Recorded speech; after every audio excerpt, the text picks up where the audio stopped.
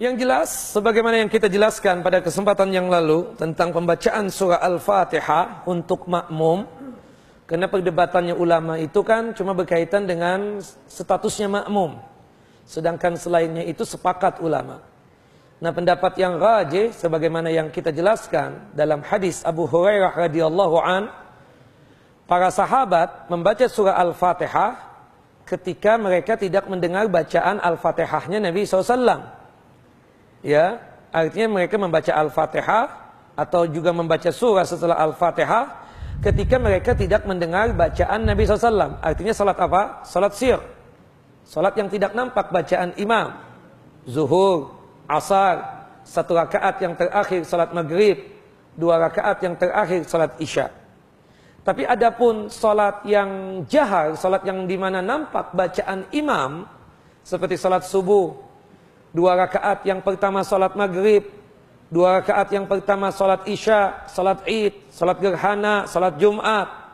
Mereka diam untuk mendengar, menyimak dan memperhatikan bacaan Nabi SAW. Dan itu sesuai dengan firman Allah Jalla wa'ala di dalam surah Al-A'raf, surah yang ke-7 ayat 204. Wa idza quri'al Qur'an fastami'u lahu wa ansitu la'allakum turhamun. Apabila dibacakan Al-Quran untuk kalian di dalam salat ataupun di luar salat. Bahkan Imam Ahmad mengatakan ini asbabun nuzulnya, sebab turunnya ayat ini di dalam salat. Ketika itu salat subuh, Rasulullah membaca, sahabat membaca, ditegur oleh Allah Jalla wa'ala seperti ini. Ketika kalian mendengarkan bacaan Al-Quran, fastami'u lahu, dengarkan itu bacaan Al-Quran, wa ansitu, dan diam untuk menyimak dan memperhatikan bacaannya imam tersebut, la'allakum turhamun, semoga kalian mendapatkan rahmat dan kasih sayangnya Allah Jalla wa'ala. Nah, makmum ingin membaca juga, imam memberikan kesempatan kepada makmum setelah waladhdallin amin, dia diam sejenak. Ini salah, menyelisih imam.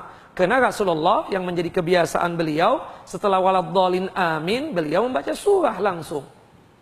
Diam sejenak itu cuma ada 2 tempat, kata Syekh Islam Ibn Taimiyah. Yang pertama pada saat kita membaca doa istiftah setelah takbiratul ihram. Yang kedua sebelum ruku. Setelah membaca surah, setelah Al-Fatihah, kemudian selesai kita mau ruku, diam sejenak. Ya, baru kita ruku. Nah, jadi Bapak, ketika kita memang mendengar bacaannya imam berkaitan dengan surah Al-Fatihah atau surah yang lainnya, kita diam. Jangan memaksakan diri untuk membaca juga. Kenapa? Karena bacaannya imam sudah mewakili bacaan kita, termasuk bacaan surah Al-Fatihah. Sebagaimana disebutkan di dalam hadis yang derajatnya sahih, ya, Rasulullah SAW bersabda, "Man kana lahul imam, fa qira'atuhu lahul qira'ah." Barang siapa yang memiliki imam, maka bacaannya imam sudah mewakili bacaannya makmum.